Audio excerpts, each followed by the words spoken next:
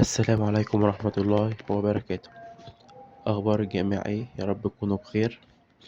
هنشرح مع بعض النهاردة الوجهات الأساسية للتطبيق. طيب، هو بيكون في البداية مفيش أي نظام خالص موجود، سواء كاشير أو أيا يكن. هنروح على المكان فوق هنا، هنلاقي حاجة اسمها متجر الإضافات، هندوس عليه. متجر الإضافات هو عبارة عن المتجر اللي هينزل فيه كل حاجة، أي شيء جديد هينزل فيه، زي مثلا إدارة البيانات الأساسية، نقاط البيع، الكاشير. هو المتوفر حاليا الأربعة دولت اللي تحت الاختبار في الوقت الحالي. تمام.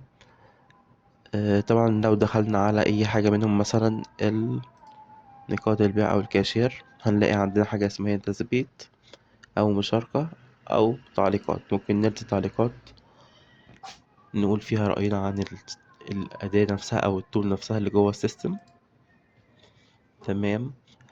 لو ضغطنا على كلمة تثبيت، المفروض إن هو ينزل الأبليكيشن، بينزله جوه التطبيق نفسه مش على الجهاز. طيب كده هو المفروض ان هو نزل. لو رجعنا ورا شوية هنلاقي انه نزل عندنا برا. وبكده يكون عرفنا ازاي بننزل التطبيقات داخل السيستم. ونشوفكم ان شاء الله بخير في فيديو جديد، والسلام عليكم ورحمة الله وبركاته.